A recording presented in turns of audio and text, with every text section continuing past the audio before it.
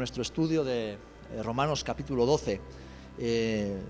Como bien recordaba nuestro hermano Dani, el miércoles pasado terminábamos la parte del amor y el amor fraternal, ese amor que es característico de los hermanos y hermanas en la fe. Ese amor que Dios ha derramado en nosotros por medio del Espíritu Santo y que tiene que ser manifestado de forma práctica, de forma real, de forma visible en nuestras vidas, especialmente o primeramente para los de la casa, pero también con todo aquel que nos rodea. Ese amor que es la marca distintiva de los hijos y las hijas de Dios. No nos van a reconocer por lo bien que cantemos, por lo bien que hagamos las cosas, o ni siquiera por lo bien que prediquemos. Nos van a reconocer como discípulos de Jesús por el amor que tenemos los unos para con los otros. Amén. Y qué importante es que ese amor sea manifestado para que no haya divisiones y conflictos entre nosotros, sino que veamos al hermano y a la hermana siempre como superior a nosotros. Busquemos el beneficio, el bienestar, la bienaventuranza de nuestros hermanos, y si el otro lo hace con nosotros también, todos seremos bendecidos. Amén.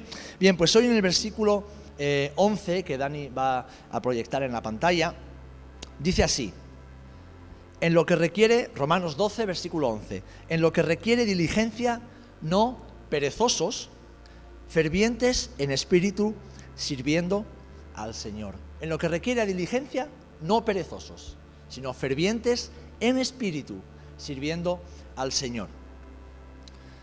Mira, la diligencia es no es un carro del oeste, del que estamos hablando, es una cualidad que tiene que ser visible en la vida de los hombres y mujeres que viven llenos del Espíritu Santo. ¿Por qué? Porque manifiesta el carácter de Jesús en nosotros. Jesús, el Maestro, fue diligente en todo lo que hizo, en todo lo que dijo, y lo fue hasta el final de sus días. Es una característica de un hombre y una mujer que ama al Padre y que ama al prójimo. Fijaros que todas estas características o cualidades de las que nos habla el apóstol Pablo en Romanos 12 y luego 13, cuando lo extiende un poquito más y hasta el capítulo 15, son características que realmente definen el carácter cristiano, que nos ponen delante del espejo y nos permiten ver en cada área de nuestra vida, pues donde tenemos fortalezas, donde somos fuertes, donde somos maduros, y otras áreas donde tenemos que seguir trabajando un poquito más. Pero este es el estándar, ¿verdad? Es la medida del carácter de Cristo a la cual el Señor nos ha llamado a cada uno de nosotros. Y como parte de esa medida, Dios nos llama a ser hombres y mujeres diligentes. Y una definición sencilla de diligencia es el esmero y el cuidado a la hora de ejecutar algo. Hacer algo con esmero y con atención, con cuidado. Es una prontitud de hacer algo con gran agilidad, tanto interiormente, en nuestro corazón, como en la práctica, exteriormente. Es diligencia con los demás, para con los demás, y hacerlo con entusiasmo en aquello que hacemos para nuestro prójimo. No hacerlo por obligación, ni hacerlo porque no nos queda otro remedio, ni hacerlo de mala gana. No, hacerlo con entusiasmo. ¿Por qué? Porque la palabra nos enseña que todo lo que hagamos, lo hagamos como para ¿quién? Como para el Señor. Y creo que para el Señor todo lo que debemos hacer ha de ser con entusiasmo, ¿verdad? Aunque sea lo más pequeñito, lo más insignificante, aunque sea la tarea que a los ojos del ser humano pues no es muy importante, sabemos que es para el Señor. Y para el Señor lo hacemos con entusiasmo, Así que tanto para servir al Señor como para servir a los demás, al prójimo, la exhortación de Pablo es clara. En vuestro servicio no seáis perezosos. No seáis flojos, no seáis dejaos, no dejéis las cosas siempre para mañana. Uno de los grandes pecados de los españoles y de los latinos en general se llama, no es una palabrota, procrastinación. El otro día hablaba con un amigo que me decía que tiene un amigo que es alemán, y este amigo alemán siempre se ríe de él. Porque cada vez que le pregunta algo, bueno, ¿qué? ¿Tomamos un café? Y le dice el alemán, mañana. Oye, quedamos para mañana. Entonces dice que un día le pregunta, oye, ¿por qué siempre me dices mañana, mañana? Y dice, porque llevo 20 años en España y cada vez que voy a una tienda, que voy a que me arreglen algo o pido permiso para algo, todo el mundo me dice, mañana, mañana. Entonces fue la primera palabra que aprendió este alemán en España. ¿Sabéis? Eso es terrible. Eso es terrible. ¿Saben por qué? Porque el mañana no existe. El mañana no existe. ¿Cuántas personas el Señor las llama al servicio, a poner sus manos en el arado? ¿Y cuál es la respuesta? Mañana, mañana. Mañana. Señor, todavía no estoy preparado, todavía no tengo mi vida bien arreglada, todavía no tengo asuntos pendientes. ¿Y qué es lo que dice el Señor? No, perdona. No te estoy preguntando si tienes asuntos pendientes o tienes todo arreglado en la vida. Lo que te estoy diciendo es que dejes todo atrás y que me sirvas. Porque a Jesús muchos le querían seguir, pero muchos no podían. ¿Por qué? Porque tenían demasiados lazos, como Ben hablaba Manu hace un instante, lazos con el mundo, trampas en las que se habían metido. Amaban demasiado las cosas de este mundo. Deja que primero entierre a mis muertos, deja que primero venda mi hacienda, deja que primero me case, deja que primero... Es decir, mañana, mañana. Y la exhortación del apóstol Pablo es esta: no dejes para mañana, no lo que puedas hacer hoy, lo que tienes que hacer hoy. No dejemos para mañana el consagrarnos al Señor, no dejemos para mañana el servir al Señor, no dejemos para mañana el ser fieles al Maestro y el ponernos a disposición del Señor y de su obra, porque mañana no existe y tal vez mañana nunca llegue. No seamos perezosos en servir al Señor de corazón y en acción. Amén.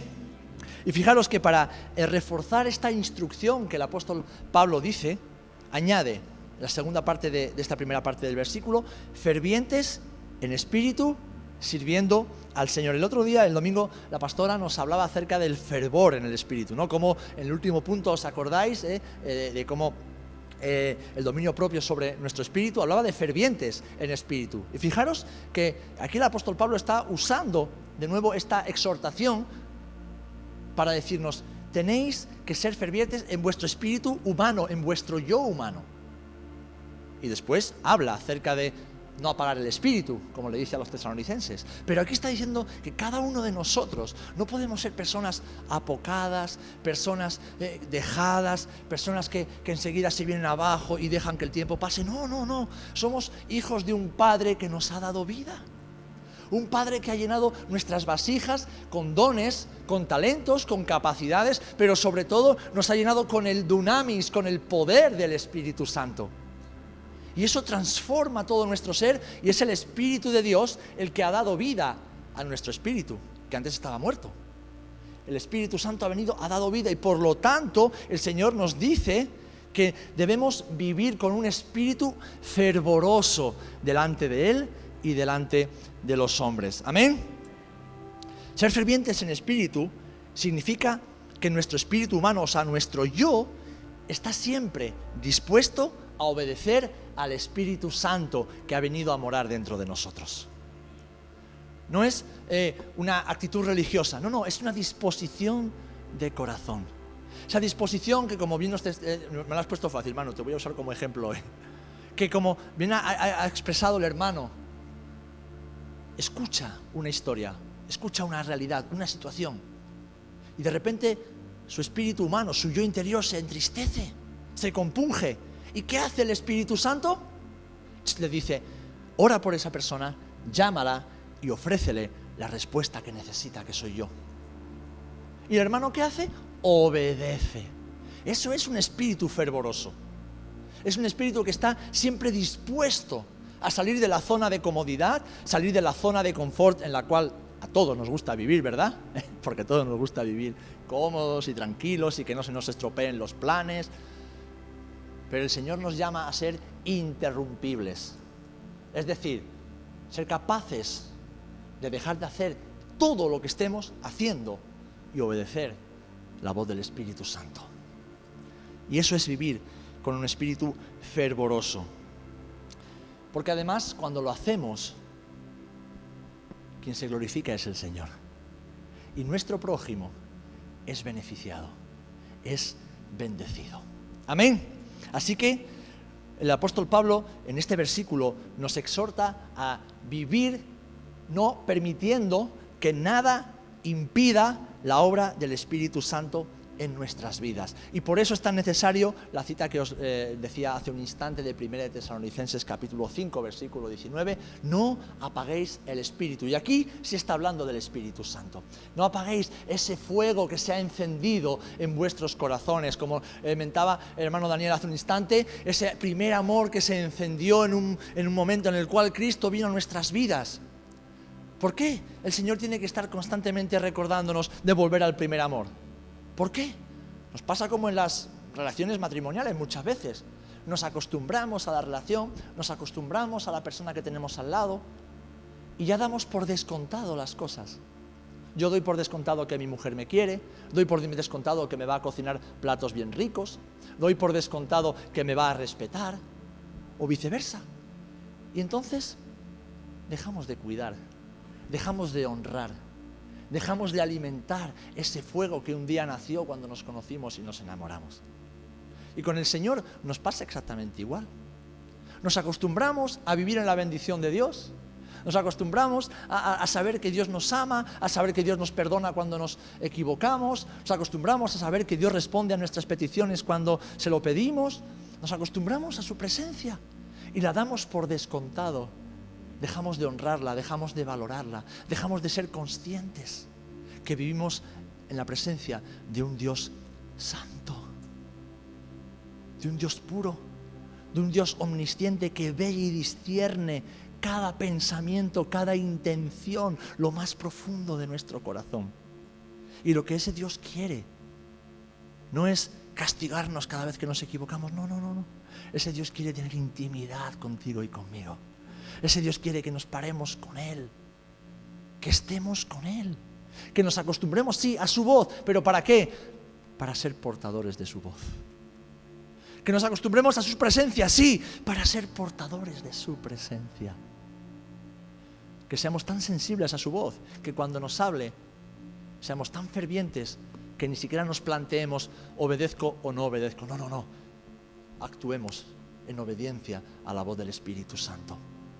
Estaba leyendo, no lo tengo aquí en las notas, pero el Señor me lo está trayendo a la mente, leyendo hoy en el Evangelio de Lucas, a ver si lo encuentro, porque recordaba precisamente, sí, aquí está, Lucas capítulo 14, versículo 33. Fijaros, el Señor está enseñando acerca de lo que cuesta seguir a Cristo, lo que cuesta seguirle. Y en el versículo 26 dice así, si alguno viene a mí, dice, no aborrece a padre, a madre, a mujer e hijos, a hermanos, hermanas, y aún también su propia vida, no puede ser mi discípulo. Aquí el Señor no está diciendo que no amemos a nuestros padres porque sería una contradicción. No está diciendo que no amemos a nuestros hijos porque sería un error. No está diciendo nada de eso. Lo que el Señor está diciendo es que nuestro primer y gran y único amor por encima de todos los amores tiene que ser Jesús. Que no puede haber ningún otro amor que supere ese amor, ni siquiera que se le acerque. Que el que llene nuestra mente, nuestro corazón, nuestros deseos, nuestras aspiraciones, sea Jesús y amarlo cada día. Y dice, añade el versículo 27, y el que no lleva su cruz y viene en pos de mí, no puede ser mi discípulo. Yo pensaba acerca de lo que estamos hablando, ¿no? De ese fervor al cual el Señor nos llama como hijos e hijas de Dios. ¿Qué diferencia hay entre un creyente y un discípulo? Y yo me hacía esta pregunta, ¿qué diferencia hay entre un creyente y un discípulo? Bueno, creyentes hay muchos, pero discípulos, porque muchos creyeron en Jesús durante su ministerio en la tierra, pero ¿cuántos siguieron de verdad a Jesús? Unos pocos hombres y unas pocas mujeres. Esos hombres y mujeres que estuvieron dispuestos a pagar el precio. Hombres y mujeres que estuvieron dispuestos a caminar cerca del Maestro, sabiendo que eso les ponía al mundo de espaldas. Hombres y mujeres que estuvieron dispuestos a caminar cerca de Jesús, sabiendo que eso les iba a granjear el odio, la persecución, el rechazo la burla y la pérdida de muchas cosas materiales. Y dice el versículo 33, así pues, cualquiera de vosotros que no renuncia a todo lo que posee, no puede ser mi discípulo. Yo creo que Jesús no está diciendo que renuncies a tu casa, ni a tu mujer, ni a tus hijos, ni... No. Jesús está diciendo que no renuncia a todo lo que llena su corazón y que Jesús no ha puesto ahí. No puede ser discípulo de Jesús. No podemos vivir con el fervor en nuestro espíritu y el fuego del Espíritu Santo en nosotros si tenemos varios amores en nuestro corazón.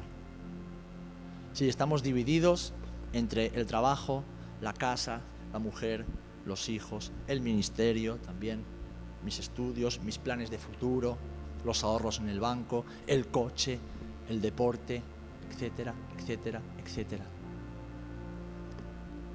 Un discípulo, una discípula de Jesús, que vive con un espíritu ferviente por y para el Señor, es un hombre y una mujer que tiene un único amor. Y ese amor se llama Jesús. Y el apóstol Pablo lo encarnó en su vida. ¿Qué dice él? Lo he tenido todo por estiércol, lo he tenido todo por basura, con tal de alcanzar el conocimiento de mi Señor Jesús. Pablo era un hombre fervoroso. Pablo era un hombre que mantenía su espíritu avivado. ¿Por qué? Porque su voluntad ya no era ejecutar sus planes. Y Pablo era un hombre muy planificador. Si estudiamos su persona, era un hombre que planificaba mucho y que era muy sistemático en lo que hacía.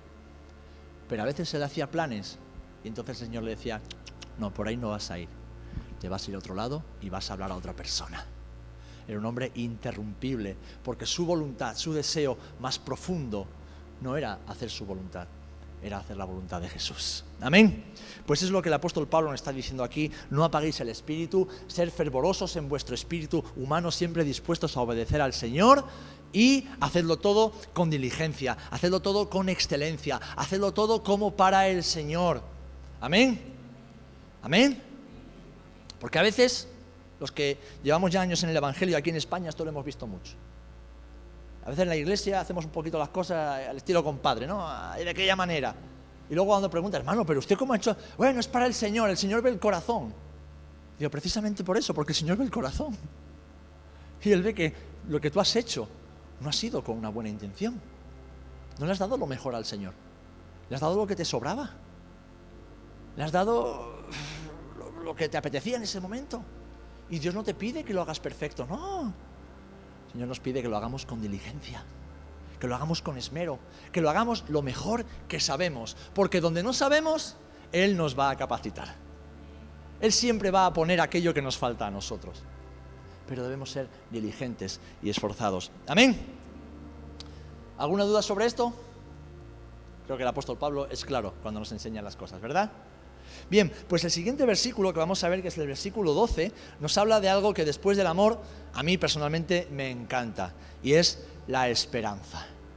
La esperanza. ¿Sabéis cuál es nuestra gloriosa esperanza? ¿Cuál es la gloriosa esperanza de los creyentes? La vida eterna. Que lo que estamos aquí son 2 telediarios y ya la mitad del primero se está terminando. Nos queda uno. Que la esperanza del creyente no está en esta tierra, no está en lo que podamos alcanzar y vivir en esta tierra, no está en lo que Dios nos puede incluso dar en esta tierra, no. La esperanza del creyente está en la morada celestial. La esperanza del creyente está en ver cumplida la promesa de Jesús, de que Él volvería a buscarnos, de que Él volvería a recoger a su pueblo. La iglesia lleva 2000 años esperando por ese momento. Fijaros hasta qué punto los creyentes vivían fervorosamente esta realidad y esta promesa, que hasta Pablo le tuvo que exhortar a los tesalonicenses, que dejaron de trabajar y dejaron de llevar una vida ordenada porque querían esperar al Señor. Y esa sigue siendo, 2000 años después, nuestra esperanza. El que un día nuestros ojos se cerrarán a este mundo y se abrirán para ver cara a cara a Jesús y estar para siempre con Él. Así que la esperanza de la que nos habla el apóstol Pablo aquí es algo que debemos desarrollar y en lo que debemos vivir cada día en nuestros corazones. Dice así el versículo 12, después de hablar de diligentes y fervientes, gozosos en la esperanza, y fijaros cómo sigue, sufridos en la tribulación, y concluye, constantes en la oración, porque son tres cosas que van unidas. El apóstol Pablo sabe de qué está hablando. El apóstol Pablo es el mayor teólogo que ha dado la historia, pero era un hombre muy práctico.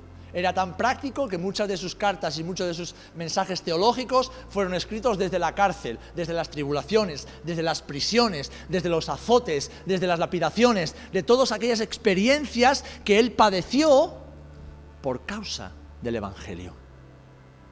Y de esos lugares, de esos momentos, el Señor ha sacado las enseñanzas más gloriosas que el ser humano ha podido extraer de una pluma. Así que, fijaros, dice, gozosos en la esperanza. El motivo de nuestro gozo es la esperanza que tenemos en Cristo. ¿Amén? ¿Saben por qué muchas veces los creyentes perdemos el gozo? ¿Perdemos la alegría? Porque ponemos nuestra esperanza en otras cosas y en otras personas que no son Cristo. Ahora, cuando vivimos con nuestros ojos y nuestro corazón puestos solamente en el autor y consumador de nuestra fe, en aquel que es la fuente del gozo y de la esperanza, y sobre todo una esperanza fundamentada en sus promesas, y Cristo, que es Dios, no es hombre para equivocarse ni para mentir, sino que Él cumple todo lo que promete. Y Él prometió, en primer lugar, que Él se iría, sí, pero que lo haría para preparar un lugar mejor. En segundo lugar, que aunque Él se iría, Él estaría con nosotros todos los días hasta el final. ¿Y por medio de quién? Por medio de su Espíritu Santo. Que Él no nos dejaría solos ni huérfanos, sino que nos convenía que Él se fuera físicamente para que cada uno de sus hijos y discípulos, a lo largo de la historia, hasta que Él volviera, pudiera vivir con la presencia de Jesús en ellos. Y esa presencia, junto a las promesas de Cristo en su palabra, son las que nos dan esperanza. Son los que mantienen viva la llama en nuestros corazones. Y esa esperanza la que nos permite, hermanos y hermanas, perseverar en los tiempos de prueba y en los tiempos de sufrimiento. Porque creo que todos, a estas alturas de la vida, en algún momento hemos experimentado o estamos experimentando el sufrimiento. Por circunstancias personales, por circunstancias familiares, por cuestiones de enfermedad, por circunstancias laborales, incluso ministeriales, pero sea por lo que sea, creo que a esas alturas ya todos hemos experimentado en ocasiones un sufrimiento profundo y doloroso, ¿verdad? ¿Qué es lo que nos mantiene firmes? ¿Qué es lo que nos permite seguir hacia adelante y no tirar la toalla? La esperanza que tenemos en Cristo. La esperanza que tenemos en su palabra, en sus promesas y en su regreso y la eternidad con Él. Amén. De hecho, en Romanos, el apóstol Pablo, en el capítulo 5, en ese mismo pasaje con el cual él quedó impresionado y empezó a entender lo que era la salvación por fe, y todo desarrolló después en lo que conocemos como la Reforma, ¿no? Eso que activó el resorte en su corazón para entender el Evangelio de Jesús. Romanos 5, en el versículo 2 en adelante, dice: y nos gloriamos en la esperanza de la gloria de Dios. Y no solo esto, sino que también nos gloriamos, fíjate, en las tribulaciones, en las pruebas, en las dificultades, en el sufrimiento, sabiendo que la tribulación produce paciencia. Y la paciencia, prueba. Y la prueba, esperanza. Y la esperanza, mis amados hermanos, no avergüenza. Nadie que espere en el Señor Jesucristo será jamás avergonzado. Porque el amor de Dios ha sido derramado en nuestros corazones por el Espíritu Santo que nos fue dado. La Biblia no engaña, la Biblia no nos miente. Y es clara en cuanto al sufrimiento y las pruebas. Y la Biblia nos enseña, tanto por el testimonio de los personajes que en ella se nos presentan, como por las enseñanzas del Maestro, como por las enseñanzas de los apóstoles, la Biblia nos enseña que tarde o temprano las pruebas llegarán a la vida del creyente y llegarán aún más a la vida de los verdaderos discípulos y discípulas de Jesús. De hecho, Jesús, cuando estaba despidiéndose de sus discípulos, en Juan 16:33 les dice: estas cosas de todo esto que os he hablado, y está hablando de las pruebas y tribulaciones venideras, cuando Él ya no estuviera, estas cosas os he hablado, ¿para qué? Para que en mí tengáis paz, para que en mí tengáis shalom, es decir, una paz integral, total. En el mundo, fijaros, en el mundo, donde estáis, donde os quedáis, tendréis aflicción, tendréis sufrimiento, tendréis dolor, pasaréis por pruebas, pero confiad, yo he vencido al mundo. Yo he pasado por todas esas pruebas, yo he pasado por todas esas tribulaciones, yo he pasado por todas esas tentaciones, dice el Señor, y yo he vencido. Si vosotros permanecéis en mí, vosotros también permaneceréis. Y esa es nuestra esperanza, que ya Jesús abrió el camino y lo único que tú y yo debemos hacer es transitar tras las pisadas del Maestro. Amén. Y el apóstol Pablo, en 2 Timoteo, añade y recuerda esto mismo. Dice que también, 2 Timoteo 3:12, pues si lo queréis apuntar, 2 Timoteo 3:12, y también todos los que quieren vivir piadosamente en Cristo Jesús, dice, padecerán persecución. Todos aquellos que quieran vivir una vida piadosa, una vida íntegra, una vida de acuerdo a los principios del Maestro, en algún momento serán perseguidos por causa de su fe y de su testimonio. Tendrán oposición, tendrán rechazo. Y fijaros que no tanto de la gente de la calle, sino muchas veces de los más cercanos. Porque Jesús les dijo a sus discípulos, yo no he venido a traer paz al mundo. Yo he venido a traer disensión y conflicto. Dice, porque después de mí, 2 estarán enfrentados a 3 y 3 a 2.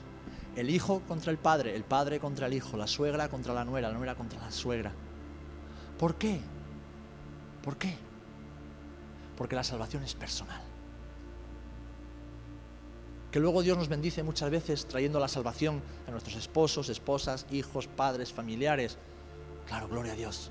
Pero hasta que llega ese momento, cuando venimos a Cristo, somos sacados del mundo de las tinieblas donde vivíamos, pero nuestro entorno muchas veces aún sigue sumido en esas tinieblas.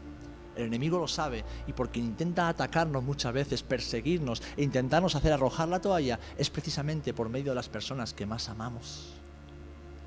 Y es ahí donde debemos aferrarnos a la esperanza. Es donde debemos aferrarnos a la esperanza que tenemos puesta en Jesús. Y es precisamente en el día del sufrimiento y la prueba cuando debemos recordar estas palabras: gozosos en la esperanza. Gozosos en la esperanza. ¿Os acordáis de Pablo y Silas? No estaban en una cárcel como Puerto 3 o Puerto 2, que es terrible estar ahí dentro, pero cada uno con su celda, con su baño, tienen su televisión, tienen su lugar para hacer deporte, sus 3 o 4 comidas al día, su lavandería. No. Estaban en una mazmorra, seguramente mugrienta, maloliente, oscura, húmeda, y no estaban sentados en un sofá cómodo, estaban atados con grilletes. Y seguramente habían sido golpeados, habían sido vituperados. Y como en ocasiones Pablo escribió, habíamos perdido toda esperanza de seguir con vida. ¿Y qué estaban haciendo Pablo y Silas en la cárcel? ¿Qué estaban haciendo?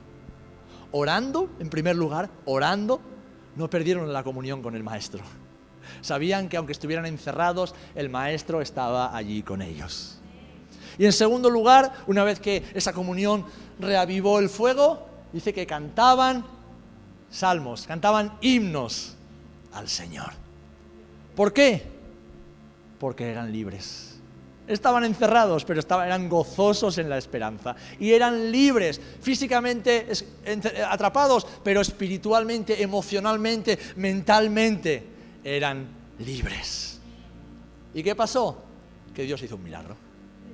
Que no solamente los libertó en su alma, sino que los libertó también físicamente, y por medio de ese milagro hubo salvación ese día en ese lugar. Amén. Así que gozosos en la esperanza, hermano, hermana, en medio de la prueba es cuando debemos renovar nuestro gozo en el Señor y en la esperanza que tenemos en Él. Amén. Fijaros, la segunda parte del versículo da una orden, porque daros cuenta de que estos son órdenes, no son sugerencias, son órdenes. Dice gozosos, permaneced gozosos. En segundo lugar, ser sufridos en la tribulación. ¿A qué se refiere con esto? Sufridos en la tribulación.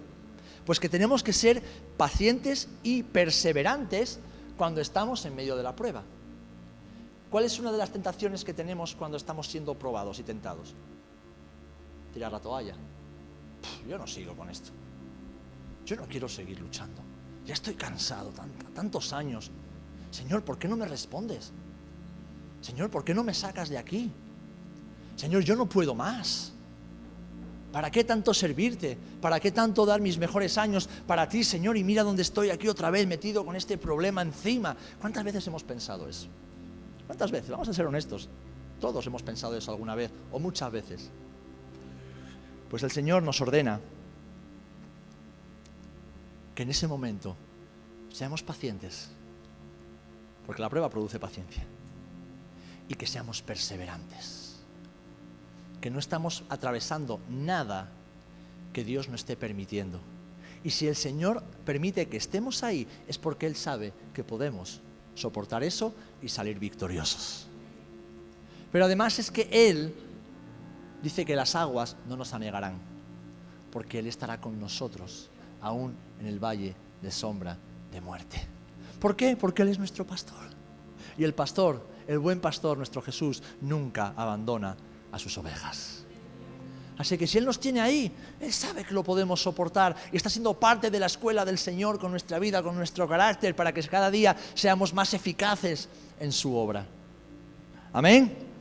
Así que cuando estés en el horno de fuego, no le digas al Señor, sácame, Señor, porque el Señor no quiere sacarte hasta que no se haya quemado toda hojarasca.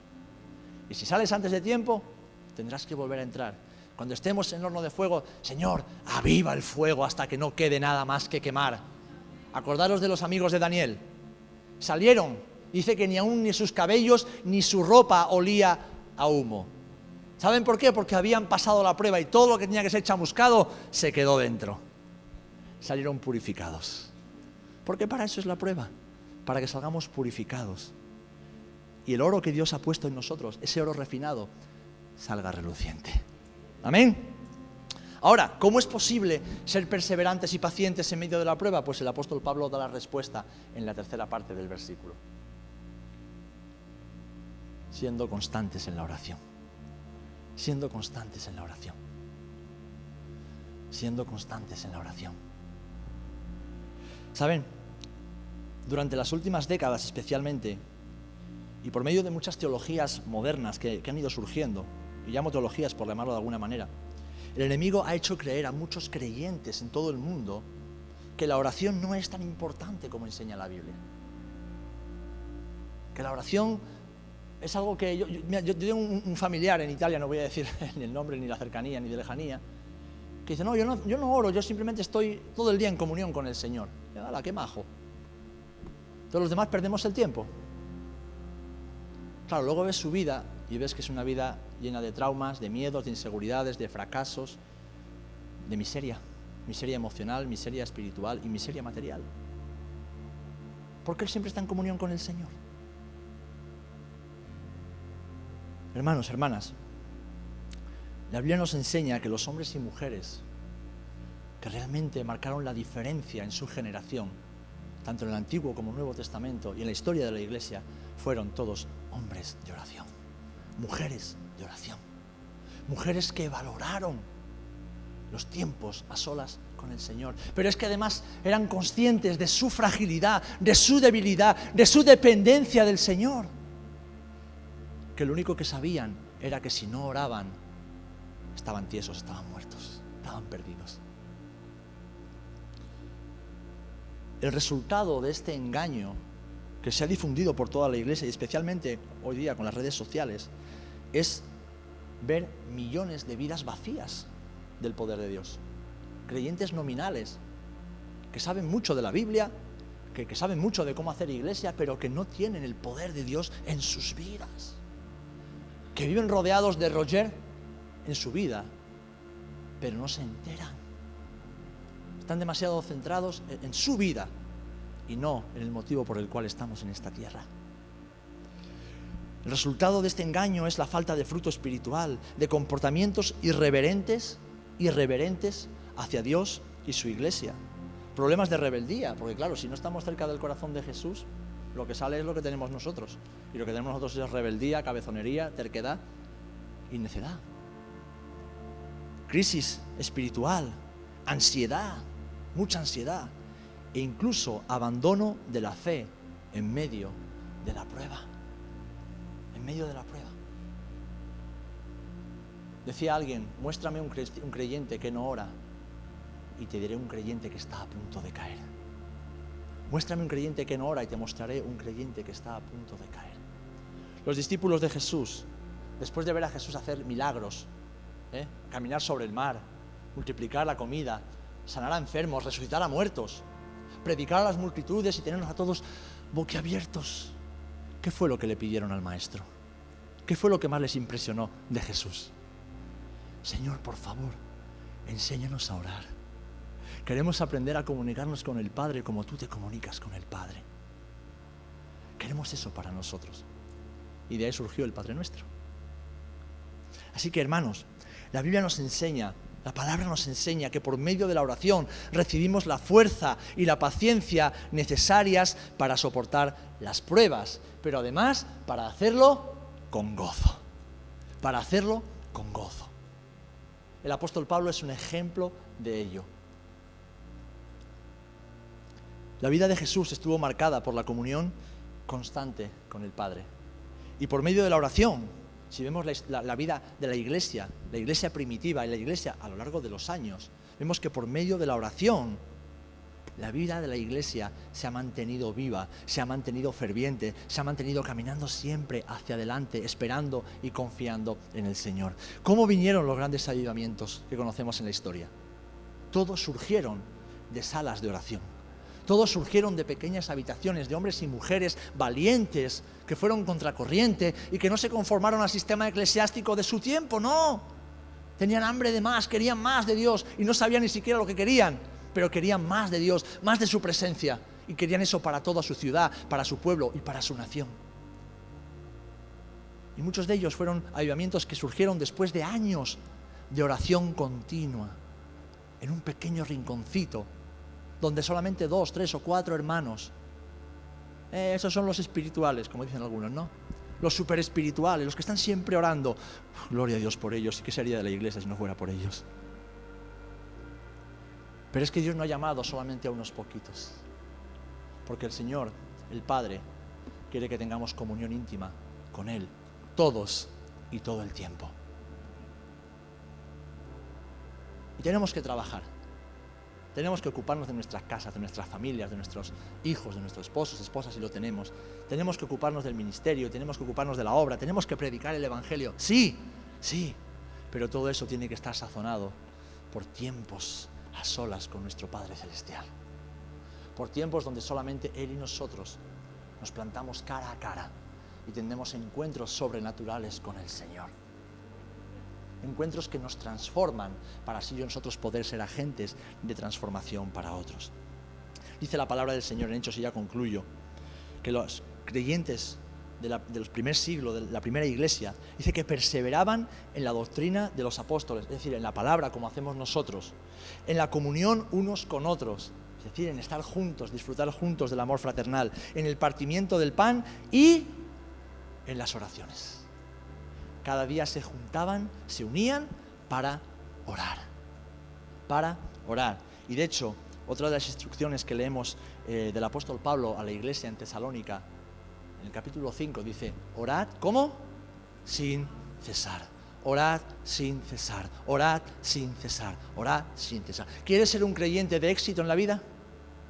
¿Quieres ser un creyente de éxito? ¿Sí o no?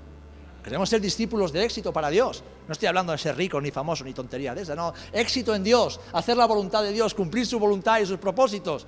Pues tenemos que ser hombres y mujeres de oración.